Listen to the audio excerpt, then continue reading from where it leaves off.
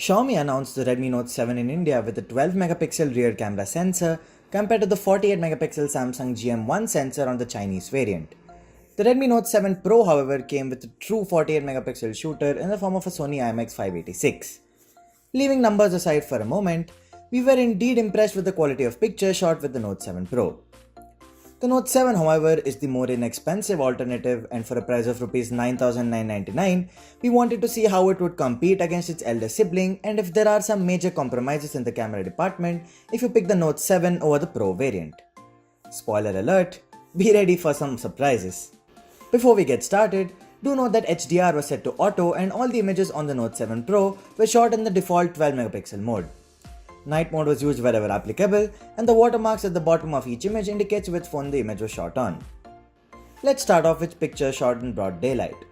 This image of the tree with the sunlight hitting it from one side surely looks pleasing to the eye.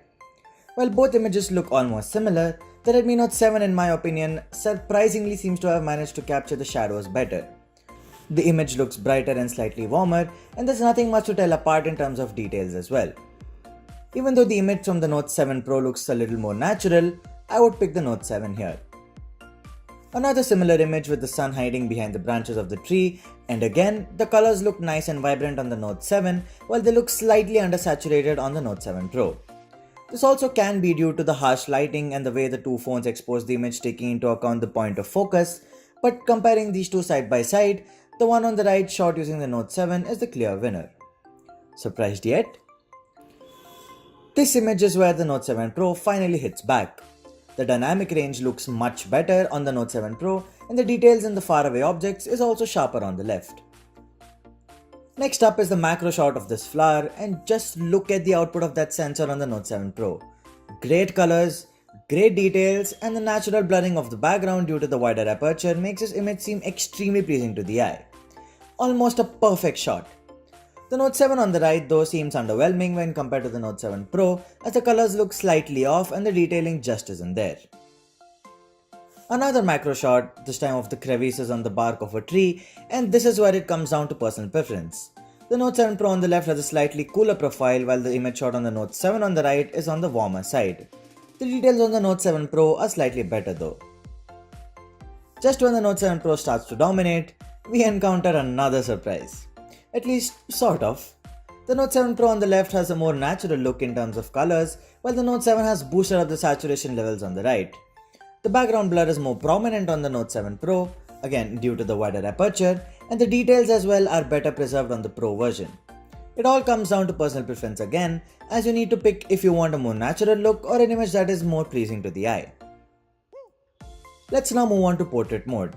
The edge detection on both phones weren't as accurate, but the Note 7 Pro on the left did a slightly better job. It is also more detailed and has handled shadows slightly better than the Note 7. Well, looks like the Note 7 isn't ready to give up.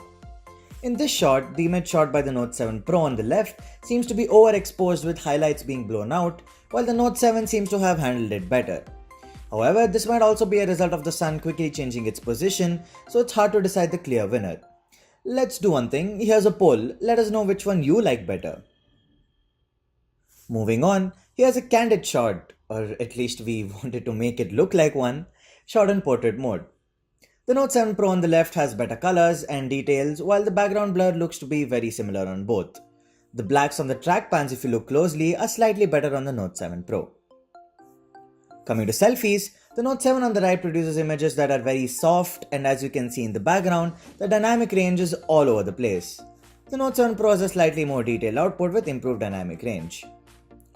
The same image is shot using portrait mode, and the results are pretty much similar. Moving on to low light conditions, the sun was about to set and it was the perfect time to test out the night mode on the Note 7 Pro. As you can clearly see, the Note 7 Pro totally messed up the color of the sky when shot using night mode. The Note 7 on the right, however, managed to capture the blue sky well, but the details are much better on the Note 7 Pro, especially when you look at the branches of the tree. Also, there's this weird halo effect along the borders of objects while using the night mode on the Note 7 Pro. And then we have the Note 7 Pro hitting right back. The image on the left shot using the Note 7 Pro is the undisputed winner here, regardless of any explanation.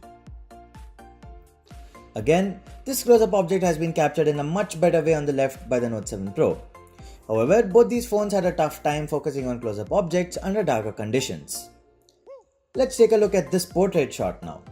The one on the extreme left is shot using the default mode on the Redmi Note 7 Pro, the one on the center is shot using the night mode on the Note 7 Pro, and the one on the extreme right is shot using the regular Note 7.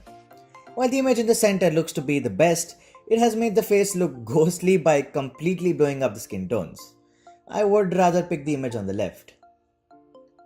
This is a generic shot of a building with lots of neon light signboards, and the Note 7 Pro undeniably does a better job. But wait, the Note 7 has support for Google camera with night sight. How does that look? Here you go.